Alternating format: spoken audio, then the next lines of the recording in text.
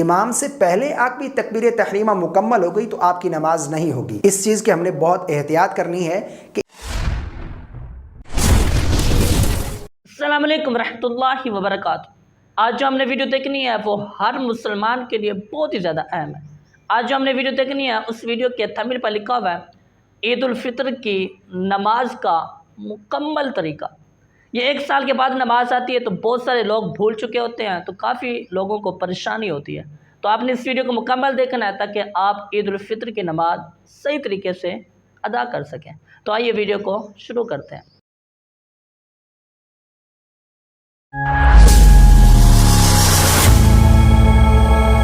نماز عید پڑھنے کا پریکٹیکل طریقہ، نیت کیسے کریں گے، اور اس میں جو زائد تکبیرات کہی جاتی ہیں ان تکبیرات کی ترتیب کیا ہے، کس تکبیر پر ہم نے ہاتھوں کو باندھنا ہے اور کس تکبیر پر ہم نے ہاتھوں کو چھوڑنا ہے، اس میں بہت سارے لوگ بھول جاتے ہیں۔ انہیں معلوم نہیں ہوتا کہ اب ہاتھ باندھنے ہیں یا ہاتھوں کو چھوڑنا ہے، تو پھر وہ ایک طرف دوسری طرف دیکھتے رہتے ہیں۔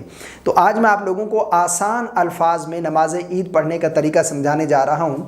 دیکھیں، امام کے پیچھے، امام کی ابتدا میں ہم نماز عید الفطر کیسے ادا کریں گے۔ سب سے پہلے ہم نے نیت کرنی ہے، نیت کا کرنا یہ ضروری ہے۔ انما الاعمال بالنیات، اعمال کا دار و مدار نیت پر ہے۔ نیت کیا کریں گے؟ نیت کی میں نے 2 رکعت نماز عید الفطر کی واسطے اللہ تبارک و تعالیٰ کے منہ میں کعبہ شریف کے پیچھے اس امام کے، کیونکہ آپ امام کی ابتدا میں نماز عید ادا کر رہے ہیں تو امام کی ابتدا کی نیت یہ بھی ضروری ہے۔ یا پھر اتنا دل میں ارادہ کر لیں کہ میں عید کی نماز پڑھ رہا ہوں امام کی ابتدا میں، امام کے پیچھے، بس اتنا بھی کافی ہے۔ نیت کرنے کے بعد امام صاحب تکبیر تحریمہ کہہ کر نماز شروع کریں گے، یعنی اللہ اکبر کہہ کر ہاتھ باندھیں گے۔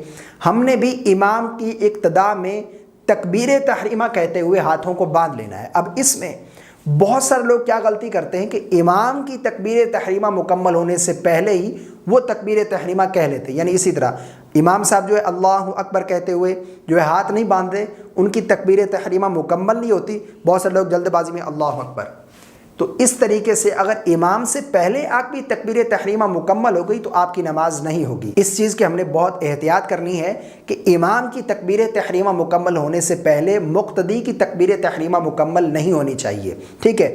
تکبیر تحریمہ امام صاحب کہیں گے، ہم نے بھی تکبیر تحریمہ کہہ کر ہاتھوں کو باندھ لینا ہے۔ دیکھیں، اللہ اکبر، ٹھیک ہے، تکبیر تحریمہ ہوگی۔ اب امام صاحب بھی ثنا پڑھیں گے، مقتدی حضرات بھی ثنا پڑھیں گے، سبحانک اللہم و بحمدک، مکمل ثنا۔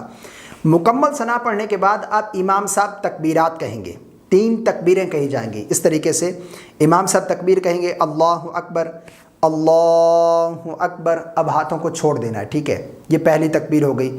دوسری تکبیر پر بھی اسی طرح ہاتھوں کو چھوڑ دینا ہے، اللہ اکبر، یہ 2 تکبیر ہو گئی۔ اب جو تیسری تکبیر ہے، کیونکہ اس کے بعد قرات ہوگی تو اب ہاتھ باندھ لینے ہیں، ٹھیک ہے۔ تیسری تکبیر میں اللہ اکبر، یہ ہاتھ باندھ لیے، یعنی ثنا پڑھنے کے بعد 2 تکبیروں پر ہاتھ چھوڑ دیں گے پہلی رکعت میں، تیسری تکبیر پر ہاتھ باندھ لیں گے، ٹھیک ہے۔ اب امام صاحب جو وہ قرات کریں گے، ہم امام کی قرات کو خاموشی کے ساتھ سنیں گے۔ قرات کرنے کے بعد رکوع ہوگا، پھر رکوع کے بعد سجدے ہوں گے دونوں، یہ 1 رکعت کمپلیٹ ہو گئی۔ اب دوسری رکعت میں جب امام صاحب کھڑے ہوں گے تو سب سے پہلے قرات کریں گے، اب تکبیرات نہیں کہی جائیں گی۔ یاد رکھیے گا، پہلی رکعت میں قرات سے پہلے تکبیرات ہوں گی اور دوسری رکعت میں قرات مکمل ہونے کے بعد تکبیرات رکوع میں جانے سے پہلے جو ہے وہ کہی جائیں گی، ٹھیک ہے۔ دوسری رکعت میں کھڑے ہوں گے تو سب سے پہلے جو ہے امام صاحب قرات کریں گے، سورہ فاتحہ پڑھیں گے، پھر کوئی سورت ملائیں گے، اس کے بعد اب 3 تکبیرات کہی جائیں گے، ٹھیک ہے۔ اس طریقے سے اللہ اکبر، یہ ہاتھ چھوڑ دیے، پھر دوسری تکبیر اللہ اکبر، یہ ہاتھ چھوڑ دیے، یہ تیسری تکبیر اب کہیں گے اللہ اکبر، یہ ہاتھ چھوڑ دیے۔ اب تینوں تکبیروں پر ہم نے ہاتھ چھوڑ دیے ہیں۔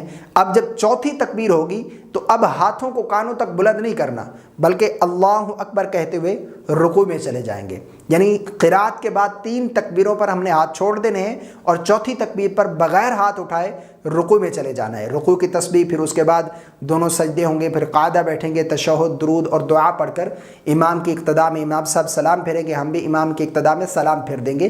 تو یہ نماز عید پڑھنے کا طریقہ ہے۔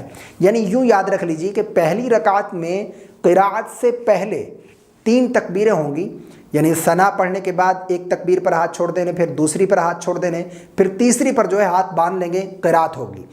इसी तरह दूसरी रकात में जब खड़े होंगे तो इमाम साहब क़िरात करेंगे, क़िरात के बाद पहली तकबीर पर हाथ छोड़ेंगे, फिर दूसरी पर छोड़ेंगे, फिर तीसरी पर भी हाथ छोड़ देंगे, फिर चौथी तकबीर पर बग़ैर हाथ उठाए रुकू में चले जाएंगे। ठीक है, तो ये ईद की नमाज अदा करने का बिल्कुल आसान तरीका है। मुझे उम्मीद है आपको मेरी बातें समझ आ गई होंगी। वीडियो पसंद आने की सूरत में लाइक और शेयर करना बिल्कुल ना भूलिएगा।